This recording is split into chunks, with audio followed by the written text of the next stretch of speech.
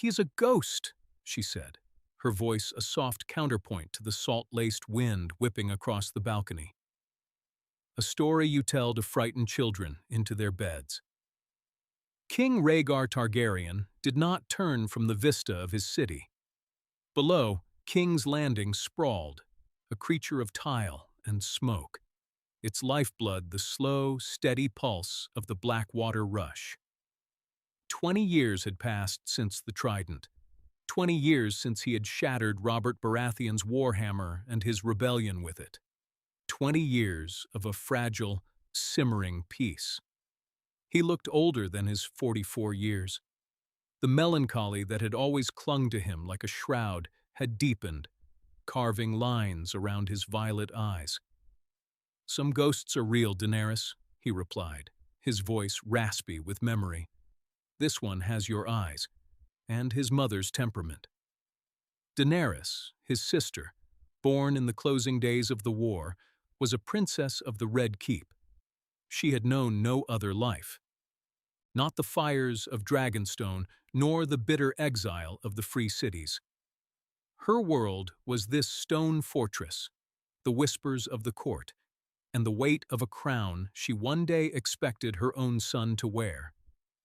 She was beautiful, with the flawless silver-gold hair and amethyst eyes of old Valyria, but there was a hardness in her that had not been forged in hardship, but tempered in power.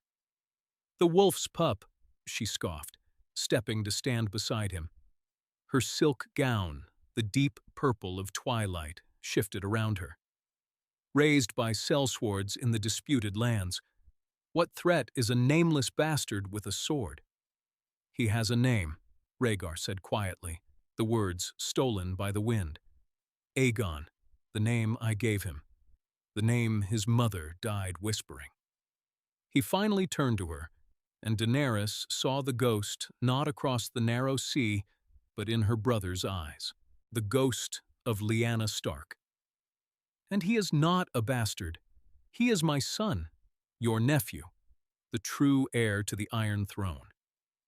The statement hung in the air, cold and sharp as a shard of ice. Daenerys had known, of course. Everyone in the inner circle knew the story. Rhaegar's annulment from the Dornish princess Elia Martell, his secret marriage to the Stark girl. It was the scandal that had fueled the rebellion, the sin for which the realm had nearly bled to death. But to hear him say it so plainly, true heir. The words were a poisoned dart aimed at her own children, at the line she was meant to secure. "Your children with Elia still live," she reminded him, her voice dangerously level. "Rhaenys and Aegon, they are at Dragonstone. They are your heirs." "Heirs of a political marriage to placate Dorne," Rhaegar sighed, turning back to the city. "Heirs of a duty I performed. Jon," he corrected himself, using the name the boy had been given in his exile, the common name chosen to hide him, "was born of love, of prophecy. He is the one." "And where is this prophesied king?" Daenerys pressed, a chill creeping into her tone. "Hiding in Tyrosh, dreaming of a home he's never seen. You won your war, brother. You secured the dynasty. Why do you insist on tormenting yourself with this northern shadow?" "Because the shadow is growing," Rhaegar said. "Varys tells me the Golden Company has broken its contract with Myr.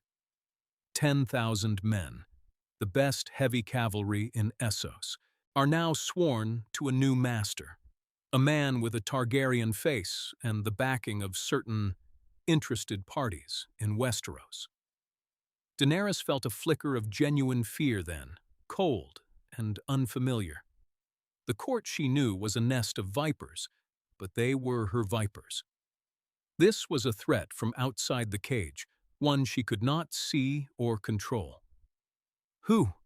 "The Starks." Rhaegar nodded slowly.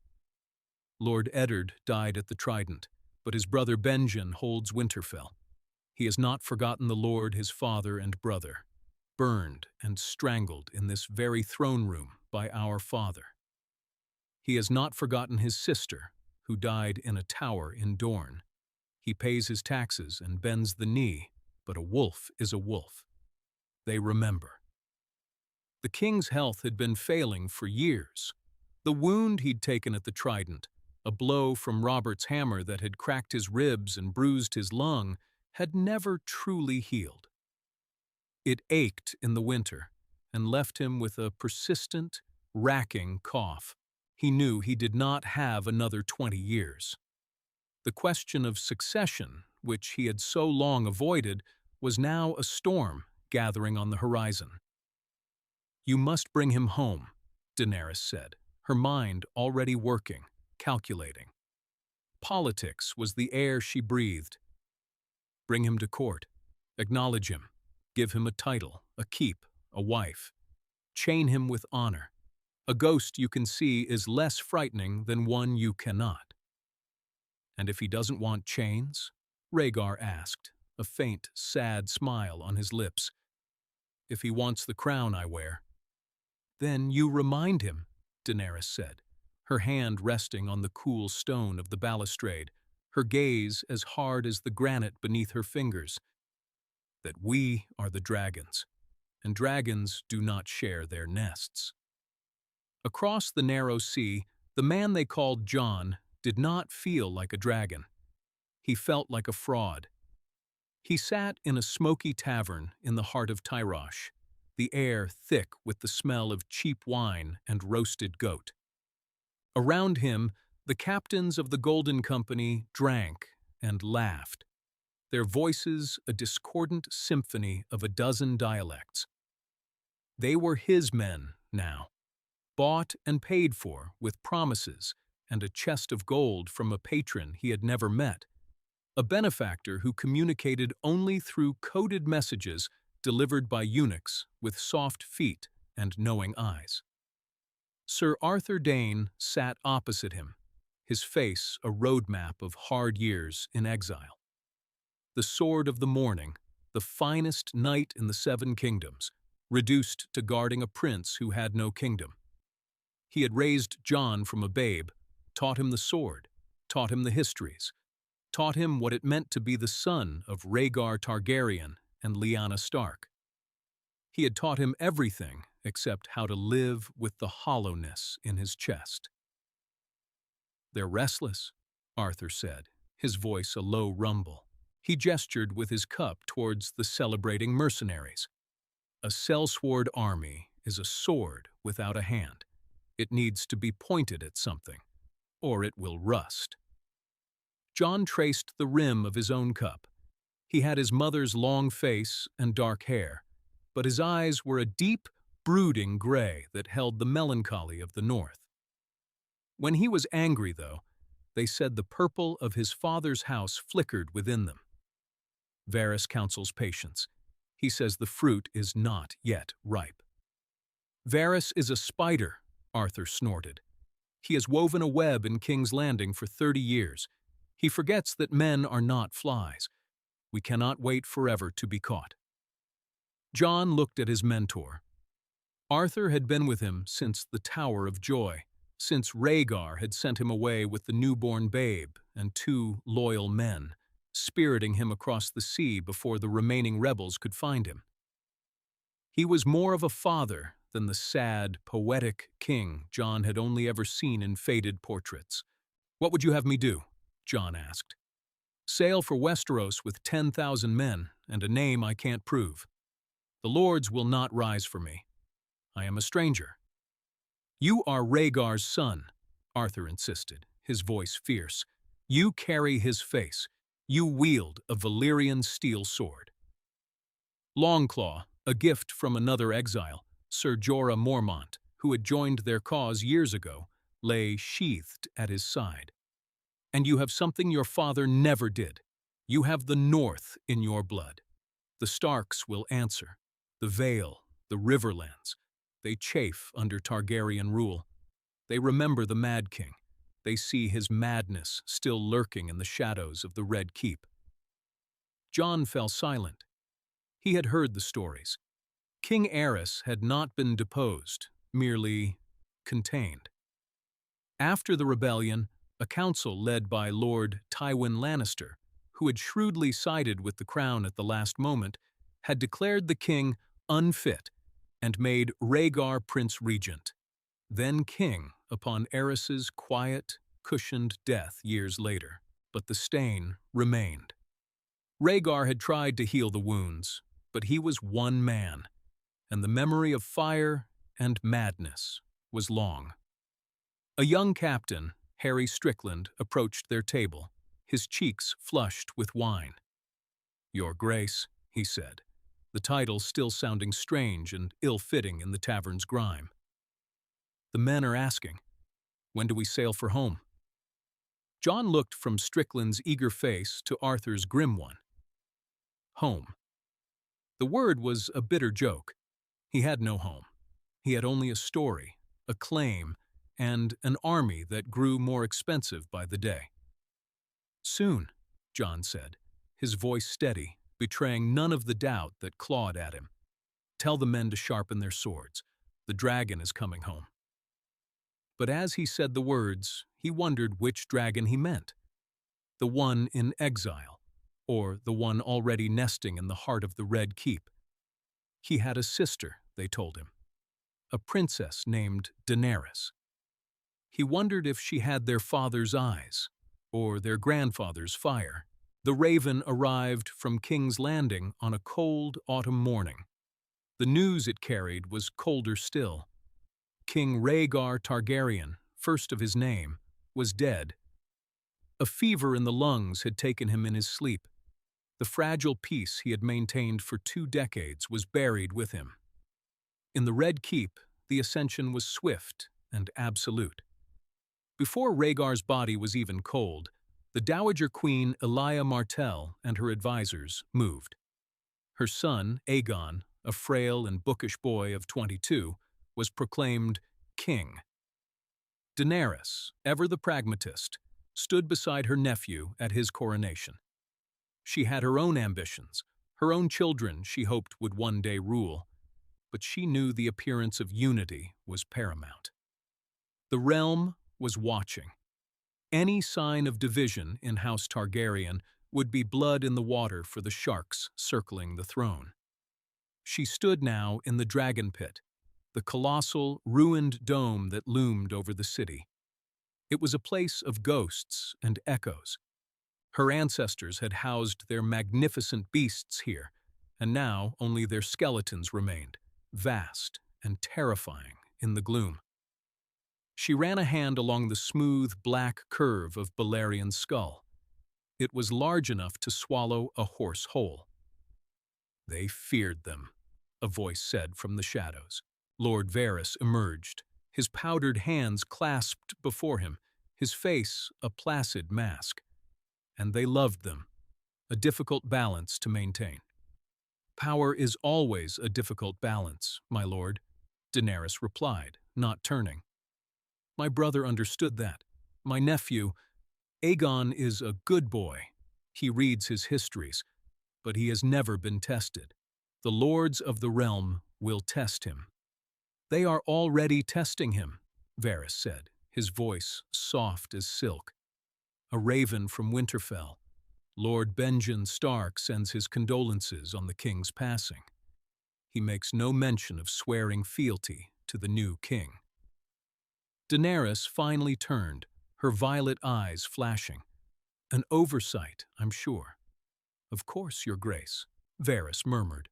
"Just as it is an oversight that Lord Jon Arryn has called his banners for a training exercise in the mountains of the Vale, and that the new Lord Baratheon at Storm's End, a distant cousin of Robert's, has begun reinforcing his walls."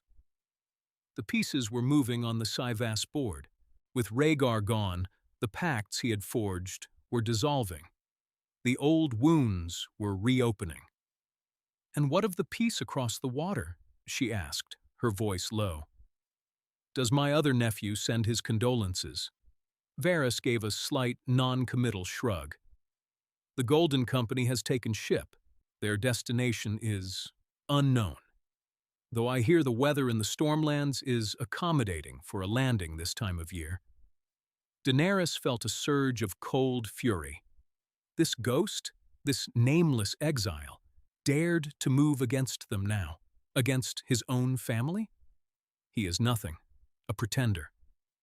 A pretender with 10,000 swords, a Valyrian steel blade, and a compelling story, Varys corrected gently. And perhaps the love of the people. They love a tragic prince, an underdog. Your brother Rhaegar was loved.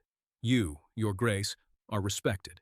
Your nephew, King Aegon, is unknown. Love is a more powerful weapon than respect or fear. Love is a weakness, Daenerys snapped, turning back to the dragon skull. She had been raised in a court where love was a currency for betrayal. Her father had loved her mother and burned men alive. Her brother had loved a Stark girl and nearly torn the kingdom apart. Duty, strength, blood. Those are the things that rule kingdoms. Remind Lord Stark of his duty. Send a message to the Vale and the Stormlands, reminding them of the strength of this house. And when my nephew lands on our shores, I will remind him of what happens to those who forget their blood. She placed her palm flat against Balerian's skull. It was cold, dead bone.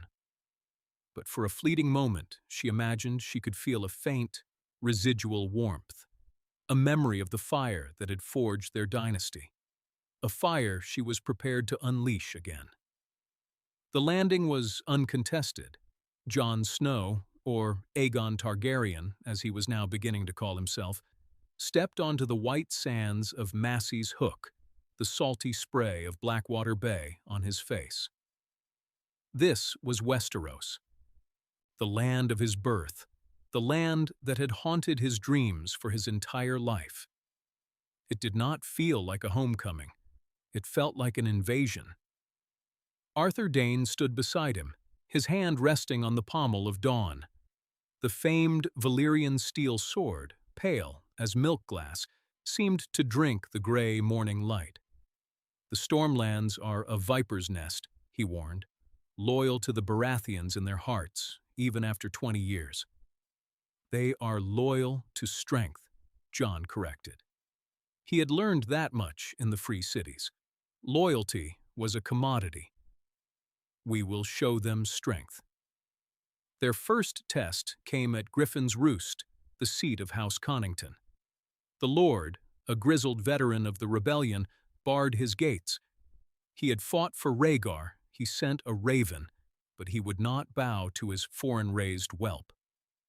Jon did not besiege the castle. He rode to the gates alone, save for Arthur Dayne at his side. He wore no helmet, only simple black leather armor with longclaw strapped to his back. The wind whipped his dark curls around his face. "Lord Connington," he called out, his voice carrying in the quiet dawn. "I am Aegon Targaryen, son of Rhaegar. I have not come to punish the loyal. I have come to reclaim my father's throne from those who would see it weakened, from the Dornish queen who fills the court with her own people, and from a king who has never held a sword." There was a long silence from the battlements. Then the old lord himself appeared, his gray hair wild in the wind. "Words are wind. You have a Targaryen face, boy, but what makes you a king?" Jon did not answer. Instead, he drew Longclaw. The Valyrian steel hissed as it left the scabbard. The blade was dark, rippled, with a white wolf's head for a pommel. It was not a dragon's sword. It was a wolf's. "I am the blood of the dragon," Jon said, his voice ringing with a conviction he did not always feel. "But I am the son of the wolf. I have come to unite the realm, not burn it. Open your gates and join me. Help me restore the honor of my house, the honor your friend Rhaegar died to protect." He did not know if it would work. It was a gamble, a desperate appeal to a dead man's memory.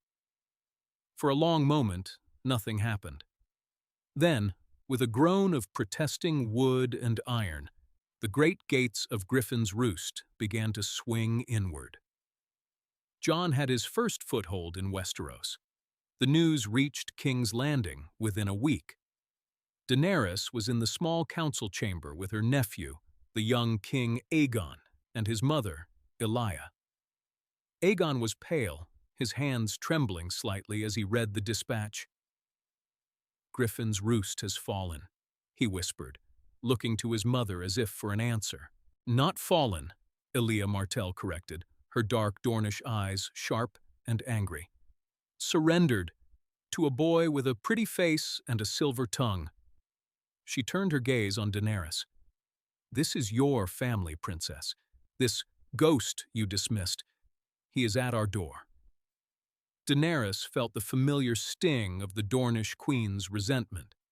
Elia had never forgiven Rhaegar, and she had never trusted his sister, who embodied the pure Valyrian lineage Elia's own children lacked. "He is a traitor," Daenerys said calmly, "and we will treat him as such. We must send an army." "My son will lead it," Elia declared. "Aegon must be seen to be a king. He will crush this rebellion and secure his throne." Daenerys looked at Aegon, at his slender frame and the ink stains on his fingers. He was a scholar, not a soldier. Sending him to face the Golden Company and the Sword of the Morning was sending a lamb to the slaughter. It was madness. But it was also an opportunity. "An excellent idea," Daenerys said, her voice smooth as honey. "A king must lead from the front. Let the realms see the strength of Rhaegar's rightful son. Let them see him falter," a small, treacherous voice whispered in her mind. "Let them see him fail. Then they will look for another leader, a stronger one." And so, King Aegon V Targaryen rode out from King's Landing at the head of a grand army of Crownlands knights, his silver and gold armor gleaming in the sun. He looked magnificent. He looked terrified. Daenerys watched him go from the highest tower of the Red Keep, a strange mix of apprehension and cold ambition churning in her gut. The game had begun, and she would not lose. The battle, when it came, was a disaster.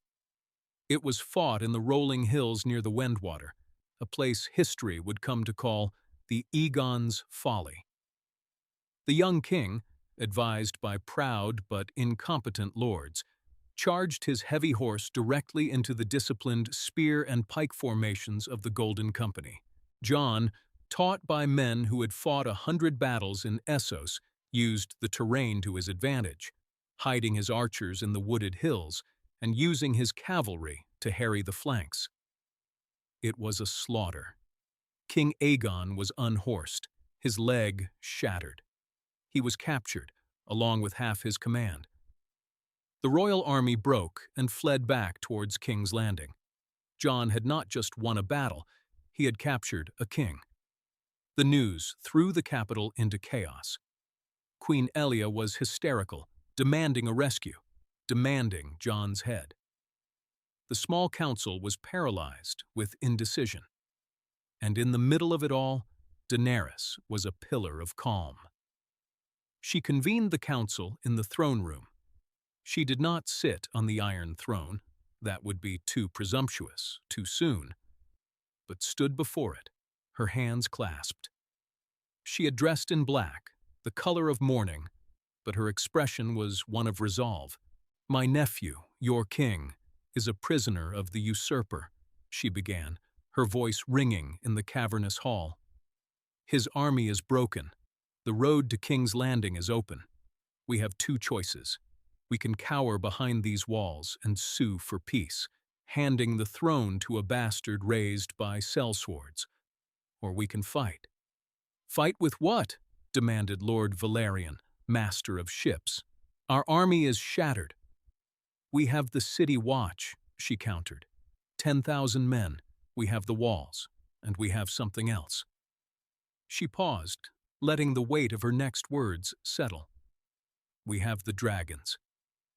A nervous murmur went through the assembled lords. "The dragons are dead, princess," someone said. "Their bodies are dead," Daenerys said, her voice dropping to a near whisper, filled with an almost religious fervor. "Their fire is not.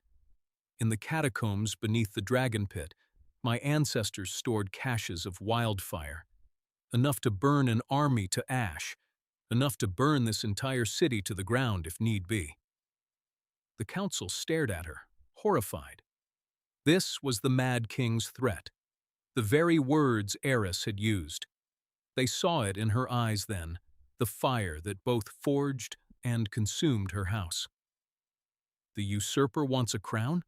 Daenerys said, her voice rising again, hard and clear. "Let him come and take it, but he will be king of nothing but ashes." Word of her proclamation reached Jon's camp a day later. He had treated his captive cousin with courtesy, setting his leg and giving him a comfortable tent. Aegon was terrified, but also strangely relieved.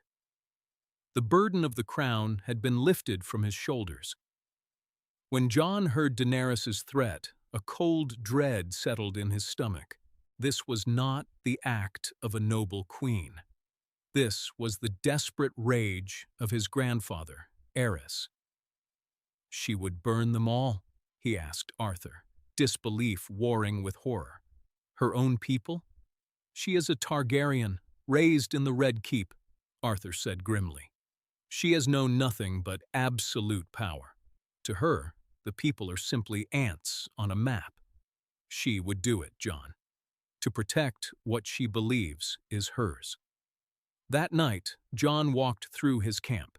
His men were celebrating their victory, but he felt no joy. He had come to Westeros to claim his birthright, to heal the wounds of a generation past. But what if his very presence was creating a new, deeper wound? He saw the faces of his soldiers, men from a dozen lands, all looking to him for a cause. He saw the face of his captive cousin, a boy who only wanted to read his books. And he saw the face of the sister he had never met, a woman willing to become a monster to keep her crown. He made his decision. He would not march on King's Landing. He would not give her the excuse to unleash her fire. He sent a raven, not to the small council, but to Lord Benjen Stark in Winterfell. He sent another to Jon Arryn in the Eyrie. He sent them to every lord he thought might listen. The message was simple. The dragon in King's Landing is mad. I have come not to conquer, but to save the realm from fire and blood. Stand with me. He then turned his army north, not towards the capital, but towards the Trident, the place where his father had won his crown, and where the fate of the Seven Kingdoms had been decided once before. He would gather the great houses there. He would forge an army of Westeros itself. He would not be a foreign conqueror. He would be a liberator, and he would face his aunt not as an invader at her gates, but as the leader of a united realm, demanding her surrender. He was no longer just the wolf's pup. He was the wolf of the Trident. Daenerys did not expect it. She had prepared for a siege, fortified the gates, placed the pots of wildfire along the walls. She had steeled herself for a brutal, bloody fight for the city. But Jon never came. Instead, reports trickled in from the north. The Starks had declared for him. The Arryns had answered his call. The Tullys of River Run, ever opportunistic, had joined them. Even some of the Storm Lords and Crown Lords, disgusted by her threat, had slipped away to join his growing host. He was isolating her, cutting her off, uniting the realm against her, just as Robert Baratheon had tried to do 20 years ago. But this time, the rebel had a Targaryen face. She stood on the Iron Throne, the cold, barbed steel a comfort against her back. The great hall was mostly empty now. The lords had fled. Only the most craven and her small cadre of loyalists remained. Queen Elia had taken ship back to Dorne with her daughter, abandoning her son's throne. Daenerys was alone, a queen in a city of fearful ghosts. "He's clever," Varys said, appearing at her side as he always did, a silent shadow. "He is not his father. He is his mother's son. He has the stark sense of honor. The people will love him for it." "The people are fools," Daenerys spat. "Honor will not feed them. Strength will. I hold the capital. I hold the throne." "You hold a castle, your grace," Varys corrected softly. "The kingdom is with him, at the Trident." She knew he was right. Her power, which had once seemed so absolute, was a mirage. It was the loyalty of the great houses, and she had lost them. Her threat of wildfire, meant to cow her enemies, had instead united them against her. She had shown them the face of her father, the Mad King, and they had recoiled in horror. "What do you want, Spider?" she asked, her voice weary. "A peaceful transition," Varys said. "For the good of the realm. Surrender the city. Acknowledge your nephew's claim. He is merciful. He will allow you to keep your life. Perhaps an honorable exile at Dragonstone." Exile. The word was poison. The fate she had been spared, the fate she had always pitied her ancestors for, was now being offered to her as a mercy. To be sent away, to live out her days on a rock in the sea while he, the interloper, the ghost, sat on her throne. "No," she whispered. The word was quiet, but it echoed in the vast emptiness of the throne room. It was the only word she had left. "This is my home. This is my throne. My blood forged it in fire. If he wants it, he will have to take it from me, and I will burn with it." Varys looked at her, and, for the first time, she saw something other than placid obedience in his eyes. It was pity. "As you wish, your grace," he said, and bowed. As he turned to leave, Daenerys knew he was going to open the gates. Her reign was over.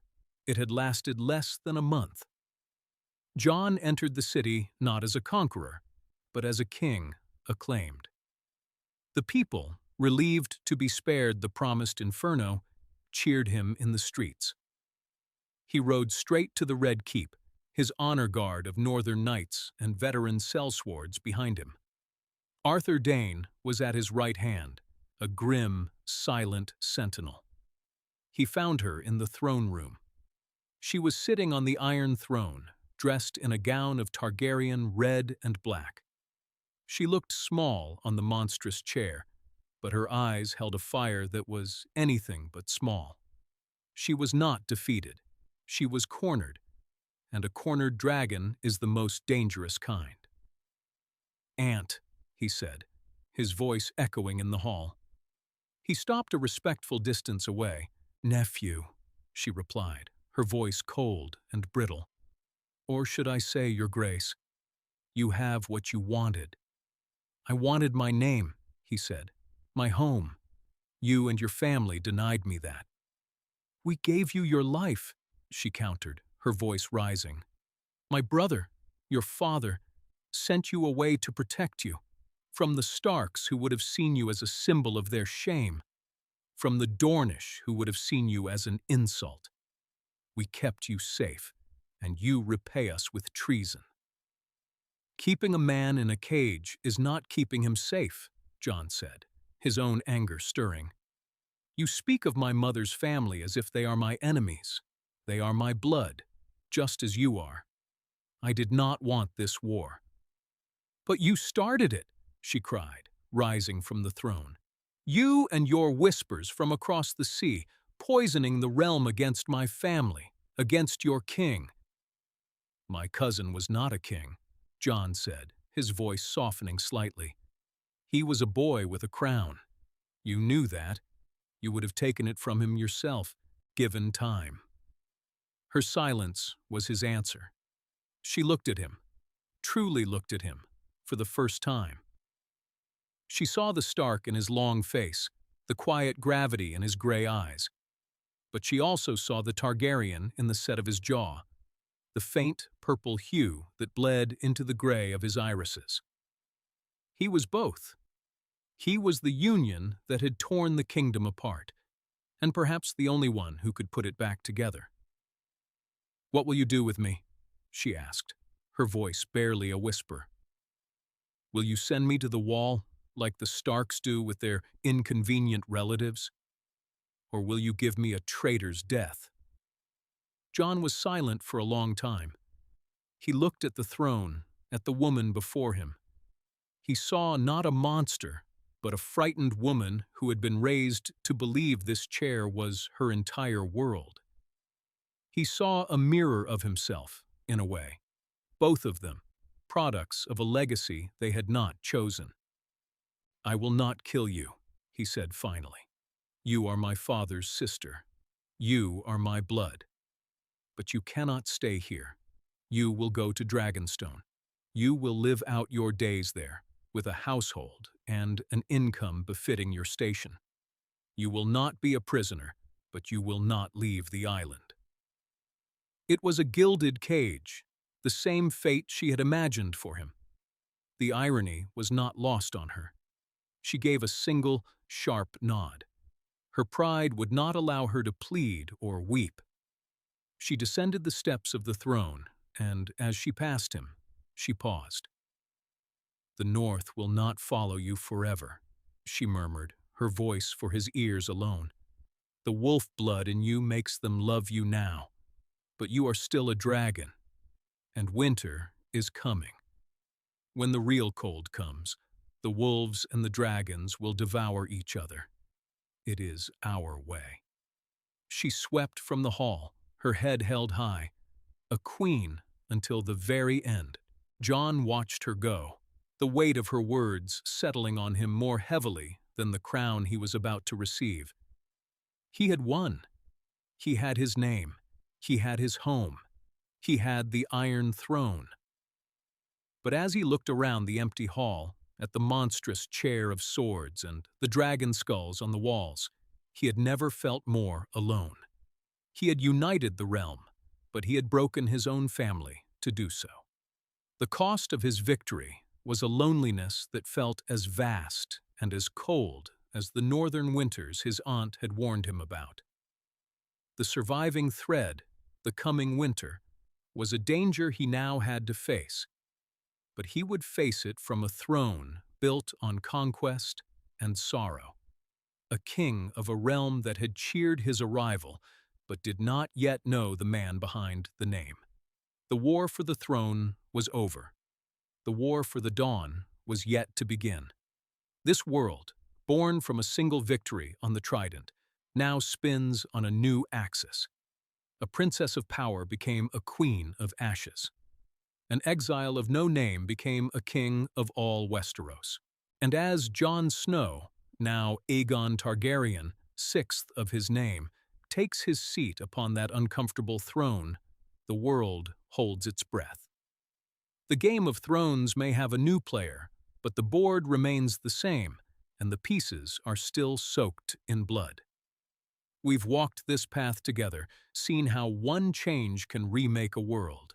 Now, the story is yours. The world continues, beyond the frame.